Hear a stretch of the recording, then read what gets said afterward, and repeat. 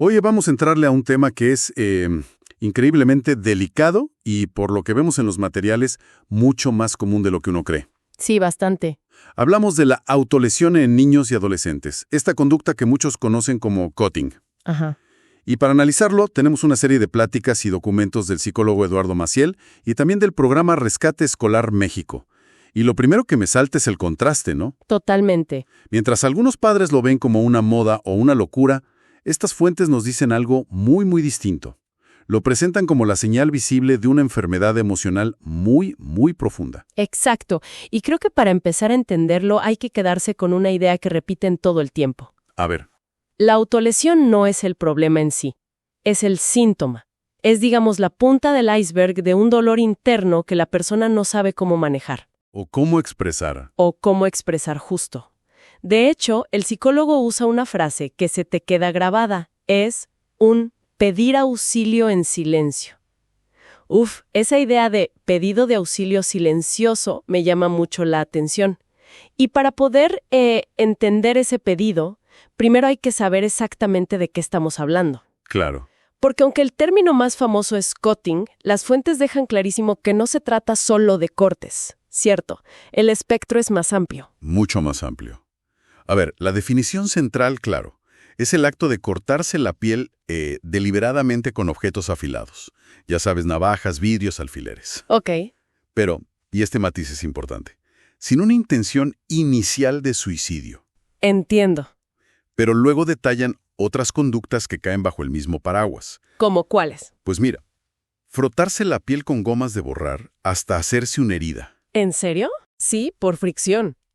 O hacerse rasguños muy profundos, provocarse quemaduras, pellizcarse o incluso morderse con fuerza. Es todo un abanico de formas de hacerse daño, entonces. Y una de las cosas que recalcan es que es un comportamiento que se hace en secreto. Siempre. A escondidas. Eso debe hacerlo increíblemente difícil de detectar para los padres o los maestros. ¿Qué señales de advertencia mencionan? Mencionan varias y las agrupan como en categorías. Están las físicas, que son las más obvias, pero casi siempre vienen con una coartada. Claro. Marcas, cicatrices, rasguños que el joven justifica con un «me caí» o el clásico «me arañó el gato». Claro. Excusas que es muy fácil aceptar si no estás buscando activamente un problema. Exacto. O encontrar manchas de sangre en la ropa, en las sábanas. Luego están las señales de conducta que son muy, muy reveladoras. A ver. La más común es usar ropa que oculta el cuerpo. Sudaderas de manga larga, pantalones, incluso en pleno verano. Eso sí es una señal de alerta. O que no se quiten nunca pulseras muy anchas. También encontrar objetos afilados en su cuarto que no deberían estar ahí. ¿Como la navaja de un sacapuntas? Justo.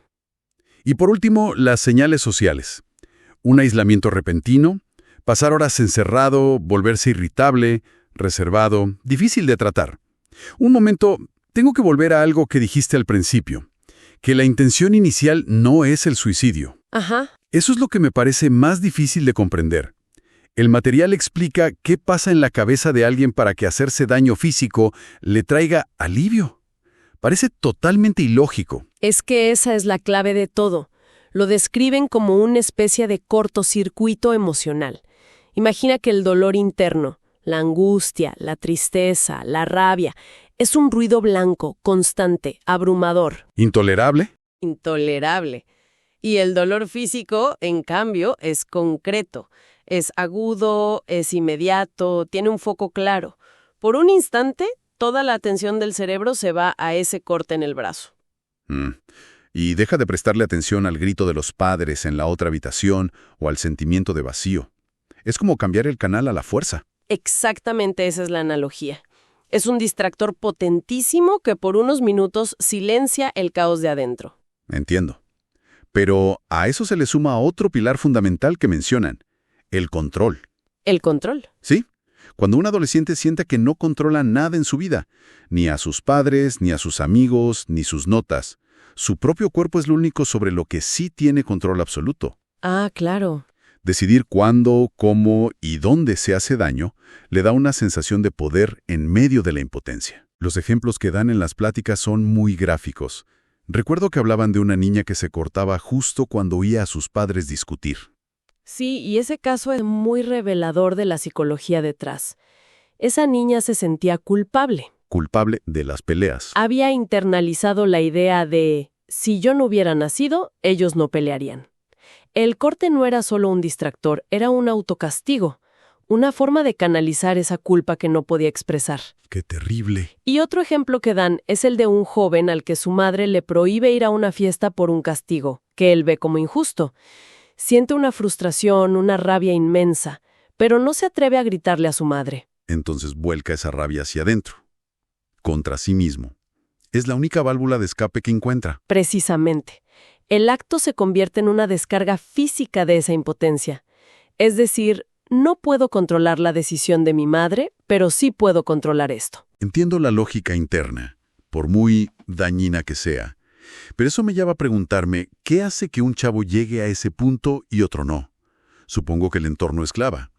Las fuentes hablan de factores de riesgo. Sí, y los detallan bastante. A nivel demográfico, las estadísticas que citan indican que es más frecuente en mujeres, y que la edad de inicio suele ser la pubertad, entre los 12 y los 15 años. La adolescencia temprana. Justo. Pero el factor más determinante es el entorno familiar. Usan el término familia disfuncional. Que se refiere a hogares con mucho conflicto, ¿no? Con conflictos constantes, mala comunicación, y donde el adolescente se siente invisible, no validado, no querido. Incluso usan una analogía muy curiosa, la de la familia peluche, para explicarlo. Fíjate que sí, y aunque suena comedia, es una forma muy efectiva de describir algo terrible. ¿El qué? Un ambiente de caos donde las emociones no se toman en serio, donde todo es un drama o una burla, y el niño aprende que lo que siente no importa. Crecer ahí es un factor de riesgo altísimo. Claro. A eso le sumas el entorno social, lo que llaman el contagio social. Tener amigos que también lo hacen. Exacto. Puede normalizar la conducta y presentarla como una opción. Y me imagino que también hay condiciones psicológicas previas que hacen a alguien más vulnerable. Absolutamente. Son el terreno fértil. La depresión, la ansiedad o una baja autoestima son clave. Explican que un cerebro deprimido funciona distinto. ¿Cómo? Tiende a interpretar todo de forma negativa, a magnificar los fracasos, a sentirse atacado con mucha facilidad. Si a esa base le añades otros detonantes como el consumo de alcohol o una decepción amorosa, tienes la tormenta perfecta. Hay una advertencia en el material que me pareció muy alarmante. Y es la conexión directa que hacen entre el cutting y el suicidio. Sí. Presentan un concepto que se llama suicidómetro. Este es un punto crítico y probablemente el más urgente de todos.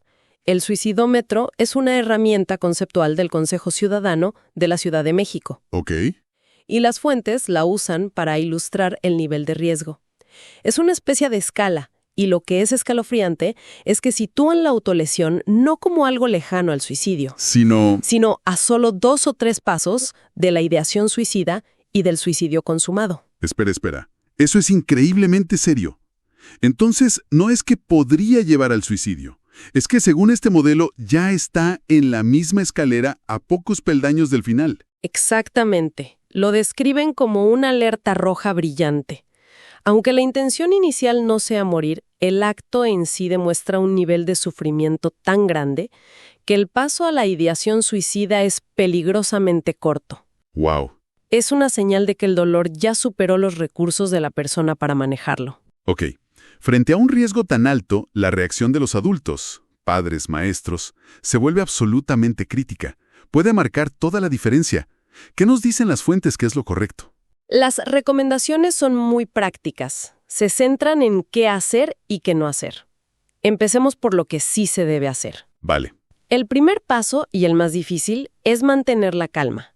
Evitar reaccionar con pánico, con ira o con juicio. Que debe ser casi imposible para un padre en ese momento. El instinto debe ser gritar o castigar por el puro miedo. Por supuesto, pero es crucial controlarlo, porque una reacción de enojo cierra la comunicación de inmediato. El segundo paso es escuchar con empatía, y aquí dan un consejo de oro. ¿Cuál? En lugar de la pregunta acusatoria, ¿por qué te haces eso?, sugieren un enfoque distinto. A ver. ¿Qué ocurrió o qué sentiste justo antes de que quisieras hacerlo? ¡Guau! Esa pregunta no juzga el acto, se interesa por el dolor que lo causa. Abre la puerta. Es que el contraste es potentísimo. Una es una pared, la otra es un puente. Es pasar de la acusación a la conexión. Lo cambia todo.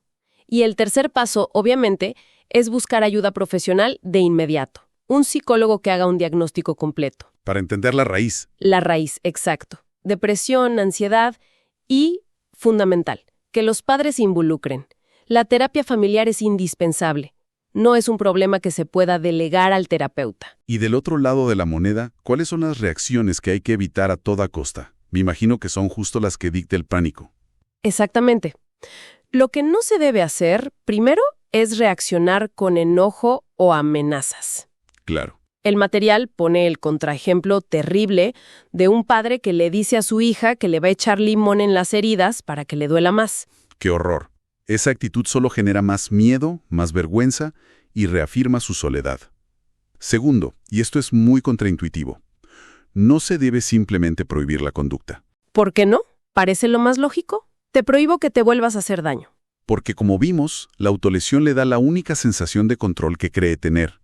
Si se la quitas a la fuerza, sin darle otra herramienta, no va a funcionar. Lo hará a escondidas, con más cuidado, y puedes intensificar la ansiedad. Es como quitarle la única muleta a alguien que no puede caminar. Y por último, lo más importante. Nunca, jamás minimizar el problema. Frases como, es una tontería, solo quieres llamar la atención, ya se te pasará. Son devastadoras. Entendido. Ahora, más allá de la intervención, que es cuando el problema ya explotó, las fuentes hablan mucho de prevención. Sí. De cómo construir una especie de blindaje emocional en los jóvenes para que no lleguen a ese punto. Sí, la prevención es la verdadera solución a largo plazo. Y proponen varias estrategias. Una es fomentar la actividad física y artística. Deporte, música, dibujo. Exacto. Son canales sanos para liberar energía, estrés, y fortalecen la autoestima. Otra estrategia clave es enseñarles a fomentar la resiliencia.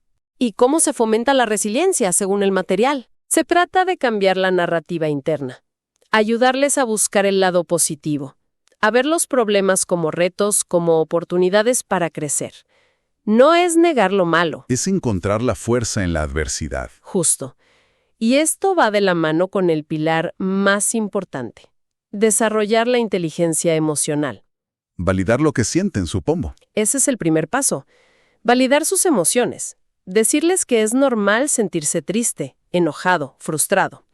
El problema no es la emoción, sino qué hacemos con ella. Y darles herramientas.